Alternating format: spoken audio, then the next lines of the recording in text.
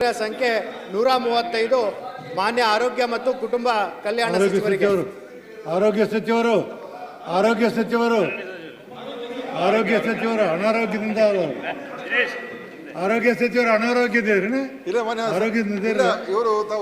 ಕೇಳಿ ಆ ನಾಗರಾಜನ್ ಬಿಡಿ ಅವ್ನು ಸುತ್ತೂರು ಹೇಳಿದ್ರಿ. ಆ ನಾಗರಾಜನ್ ಮಾತು ಕೇಳಿ ನೀವು ಹಳ್ಳ ಹಿಡಿತೀರಿ.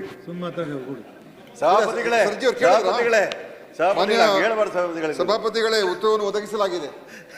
ಮಾನ್ಯ ಸಭಾಪತಿಗಳೇ, ಉತ್ತರವನ್ನು ನೋಡಿದರೆ ನಿಜವಾಗೂ ಆತಂಕಕಾರಿ ಅಂಕಿಅಂಶಗಳನ್ನು ನಾವು ನೋಡ್ಬೋದು. ಕರ್ನಾಟಕ ರಾಜ್ಯದಲ್ಲಿ 2878 ಸರ್ಕಾರಿ ಆಸ್ಪತ್ರೆಗಳಲ್ಲಿ ಕೇವಲ 14 ಮಾತ್ರ ಫೈರ್ ಕ್ಲಿಯರೆನ್ಸ್ ಆಗಿದೆ, ಅಂದರೆ 0.5%. ಪ್ರೈವೇಟ್ ಹಾಸ್ಪಿಟಲಲ್ಲಿ 5850 ಆಸ್ಪತ್ರೆಗಳಲ್ಲಿ 315, ಅಂದರೆ ಕೇವಲ 0.05% ಮಾತ್ರ ಸರ್ಟಿಫಿಕೇಟ್ನ ಕ್ಲಿಯರೆನ್ಸ್ ಆಗಿದೆ. ಎಷ್ಟು ಅವಘಡ ಆಗಿದೆ ಅಂತಂದರೆ 5 ಜಿಲ್ಲಾ ಆಸ್ಪತ್ರೆಗಳಲ್ಲಿ ಕೇವಲ 2 ವರ್ಷದಲ್ಲಿ 5 ಆಸ್ಪತ್ರೆಗಳಲ್ಲಿ ಅಗ್ನಿ ಅವಘಡ ಆಗಿದೆ. ಅದರಲ್ಲಿ ಏಪ್ರಿಲ್ 20, 2024ರಲ್ಲಿ ಶಿವಮೊಗ್ಗ ಮೆಗನ್ ಆಸ್ಪತ್ರೆಯಲ್ಲಿ ಕೂಡ ಅವಘಡ ಆಗಿತ್ತು. ಆ ಸಮಯದಲ್ಲಿ 28 ನವಜಾತ ಶಿಶುಗಳು ICUಯಲ್ಲಿ ಇದ್ದಿದ್ದಂಥ ಮಕ್ಕಳು, 18 ಮಕ್ಕಳು ICUಯಲ್ಲಿ ಇದ್ದಂಥ ದೊಡ್ಡ ಮಕ್ಕಳನ್ನ ಸರ್ಜಿ ಆಸ್ಪತ್ರೆಗೆ ಇಲ್ಲೇ ಕೂತಿರುವಂಥ ಕಮಿಷನರ್ ಆದಂಥ ಶಿವಕುಮಾರ್ ಅವರು ಶಿಫ್ಟ್ ಮಾಡಿದ್ರು. ಆ ಸಮಯದಲ್ಲಿ 46 ಮಕ್ಕಳ ಜೀವವನ್ನು ಉಳಿಸುವಂಥ ಜವಾಬ್ದಾರಿ ನಮ್ಮ ಮೇಲಿತ್ತು. ಆ ಸರ್ಜಿ ಆಸ್ಪತ್ರೆಯಲ್ಲಿ ಉಳಿಸಿದಂಥ ಒಂದನ್ನ ಜ್ಞಾಪಿಸ್ತಾ 5 ಆಸ್ಪತ್ರೆಗಳಲ್ಲಿ, ಗೌರ್ಮೆಂಟ್ ಆಸ್ಪತ್ರೆಯಲ್ಲಿ ಅಗ್ನಿ ಅವಘಡ ಆಗಿದೆ. ಆದ್ದರಿಂದ ಮಾನ್ಯ ಸಚಿವರಿಗೆ 4 ಪ್ರಶ್ನೆಗಳಿದೆ. ಒಂದು, ಎಷ್ಟು ಸಮಯದಲ್ಲಿ, ಯಾವಾಗ ನೀವು ಎಲ್ಲ ಗೌರ್ಮೆಂಟ್ ಆಸ್ಪತ್ರೆಯ ಫೈರ್ ಕ್ಲಿಯರೆನ್ಸ್ನ ಕಂಪ್ಲೀಟ್ ಮಾಡೋಕ್ಕೆ ಎಷ್ಟು ಕಾಲಾವಕಾಶ ಬೇಕು? ಒಂದು. ಎರಡನೇದು, ಸರ್ಕಾರಿ ಮತ್ತು ಪ್ರೈವೇಟ್ ಖಾಸಗಿ ಆಸ್ಪತ್ರೆಗೆ NBC ಕೋಡ್ ಪ್ರಕಾರ ಎರಡದು ಏನು ವ್ಯತ್ಯಾಸ ಇಲ್ಲ, ಒಂದೇ ರೂಲ್ಸ್ ಅಂತ ಹೇಳಿದ್ರ. ಹಾಗಾಗಿ ಯಾವಾಗ ನೀವು ಗೌರ್ಮೆಂಟ್ ಆಸ್ಪತ್ರೆಗೆ ನೀವು ಕ್ಲಿಯರೆನ್ಸ್ ಕೊಡ್ತಿರೋ ಅಷ್ಟು ಕಾಲಾವಕಾಶವನ್ನು ಖಾಸಗಿ ಆಸ್ಪತ್ರೆಗಳಿಗೂ ಕೊಡಬೇಕು ಅಂತ ಎರಡನೇದು. ಮೂರನೇದು, ABRK ಸ್ಕೀಮ್, ಆಯುಷ್ಮಾನ್ ಭಾರತಲ್ಲಿ ಸುಮಾರು 63 ಲಕ್ಷ ರೋಗಿಗಳಿಗೆ 5 ವರ್ಷದಲ್ಲಿ ಆಗಸ್ಟ್ 23 ಅಂಕಿಅಂಶ ಪ್ರಕಾರ ಟ್ರೀಟ್ಮೆಂಟ್ ಮಾಡಿದ್ದೀರಾ. ಅದರಲ್ಲಿ ಕಾಂಪ್ಲಿಕೇಟೆಡ್ ಕೇಸಸ್ ಎಲ್ಲ ಪ್ರೈವೇಟ್ ಆಸ್ಪತ್ರೆಗೆ ಯಾವುದು ಆಯುಷ್ಮಾನ್ ಆಸ್ಪತ್ರೆ ಇದೆಯೋ ಅಲ್ಲಿಗೆ ರೆಫರೆನ್ಸ್ ಆಗ್ತದೆ. ಅಂಥದ್ರಲ್ಲಿ ಲಕ್ಷಾಂತರ ರೋಗಿಗಳಿಗೆ ಅನ್ಯಾಯ ಆಗ್ತದೆ. ಯಾಕೆ ಅಂತಂದರೆ ನೀವು ಫೈರ್ ಸರ್ಟಿಫಿಕೇಟು KPMA ಪ್ರಕಾರ ನೀವು ಯಾರಿಗೂ ಪರ್ಮಿಷನ್ ಕೊಡ್ತಾ ಇಲ್ಲ, ರಿನ್ಯೂವಲ್ಗೆ ಕೊಡ್ತಾ ಇಲ್ಲ. ಹಾಗಾಗಿ ಲಕ್ಷಾಂತರ ರೋಗಿಗಳಿಗೆ ಅನ್ಯಾಯ ಆಗ್ತಾಯಿದೆ. ಇದು ಮೂರನೇದು. ಅದಕ್ಕೆ ಸಮಂಜಸವಾದ ಉತ್ತರ ತಮ್ಮಿಂದ ಬರಬೇಕು ಅಂತ.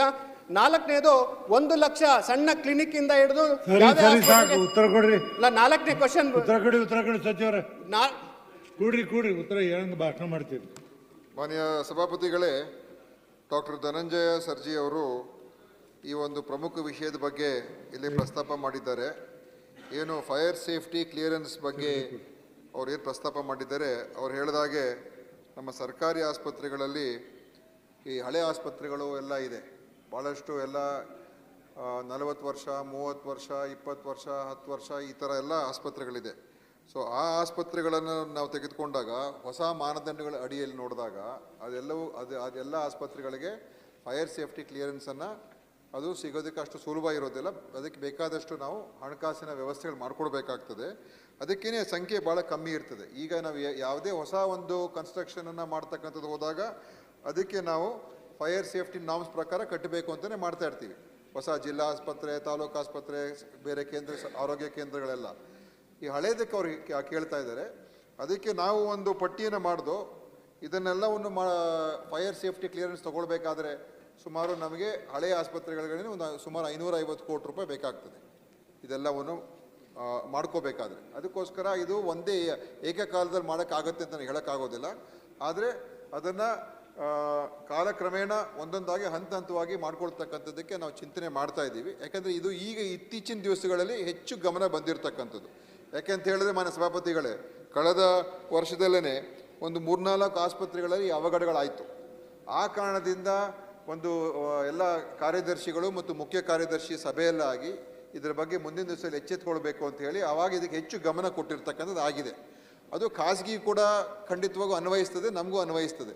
ನಾವು ಹಂತವಾಗಿ ನಾವು ಮಾಡ್ಕೊಂಡು ಹೋಗಬೇಕಾಗ್ತದೆ. ಖಾಸಗಿಯವ್ರಿಗೂ ಕೂಡ ಅವರಲ್ಲಿರುವಂಥ ಒಂದು ವ್ಯವಸ್ಥೆ ಅಡಿಯಲ್ಲಿ ಫೈರ್ ಸೇಫ್ಟಿ ಕ್ಲಿಯರೆನ್ಸನ್ನು ತೊಗೊಳ್ತಕ್ಕಂಥ ಅವ್ರು ಮಾಡಬೇಕಾಗ್ತದೆ. ಬಟ್ ಕಾಲಾವಕಾಶ ಇಬ್ಬರಿಗೂ ಒಂದೇ ಇರಬೇಕು. ನೀವು ಗೌರ್ಮೆಂಟಿಗೆ ಜಾಸ್ತಿ ಟೈಮ್ ತಗೊಂಡು ಪ್ರೈವೇಟಿಗೆ ಬೇಗ ಮುಗಿಸಿ ಅನ್ನೋದು ತಪ್ಪಾಗ್ತದೆ. ಯಾಕೆಂದ್ರೆ ನ್ಯಾಷನಲ್ ಬಿಲ್ಡಿಂಗ್ ಕೋಡ್ ಇಬ್ಬರಿಗೂ ಒಂದೇ ಇರೋದ್ರಿಂದ ದಯವಿಟ್ಟು ಅದನ್ನ ನೀವು ಪರಿಗಣಿಸಬೇಕು ಅಂತ ನಾವು ಮಾನ್ಯ ಸಭಾಪತಿಗಳೇ ಫೈರ್ ಸೇಫ್ಟಿ ಡಿಪಾರ್ಟ್ಮೆಂಟ್ ಜೊತೆ ಮಾತನಾಡ್ತಾ ಇದ್ದೀವಿ. ಅವರ ಹಂತದಲ್ಲಿ ಈ ಖಾಸಗಿ ಆಸ್ಪತ್ರೆಗಳಿಗೆ ಈ ಹಳೆಯ ಕಟ್ಟಡಗಳು ಅವರಲ್ಲಿ ಇರ್ತಕ್ಕಂಥದ್ದು, ಯಾಕಂದ್ರೆ ಅವರಲ್ಲೂ ಕೂಡ ಅನೇಕ ಕಡೆ ಹಳೆಯ ಕಟ್ಟಡಗಳಿದೆ ಮತ್ತು ಕ್ಲಿನಿಕ್ಗಳಿದೆ, ನರ್ಸಿಂಗ್ ಹೋಮ್ಗಳಿದೆ, ಬಾಡಿಗೆಯಲ್ಲಿ ಇರ್ತಾರೆ, ಅಲ್ಲೂ ಸಮಸ್ಯೆ ಇದೆ. ಅದಕ್ಕೋಸ್ಕರ ಅವ್ರ ಜೊತೆ ಹೇಳಿದ್ದೀವಿ, ನೀವು ಇದನ್ನು ಸ್ವಲ್ಪ ಸಡಿಲೀಕರಣ ಮಾಡ್ತಕ್ಕಂಥದ್ದಕ್ಕೆ ಮತ್ತು ಅವರಿಗೆ ಒಂದು ಪ್ರಾಕ್ಟಿಕಲ್ ಆಗಿ, ಯಾಕಂದರೆ ನಮ್ಮ ಫೈರ್ ಸೇಫ್ಟಿ ಕೋಡ್ ಏನಿದೆ ಈಗ ಬಹಳ ಅದರಲ್ಲಿ ಕಂಡೀಷನ್ಸು ಬಹಳ ಇದೆ ಮಾನ್ಯ ಸಭಾಪತಿಗಳು. ಯಾಕಂದರೆ ಸೇಫ್ಟಿಗೆ ಭಾಳ ಒತ್ತು ಕೊಟ್ಟಿದ್ದಾರೆ.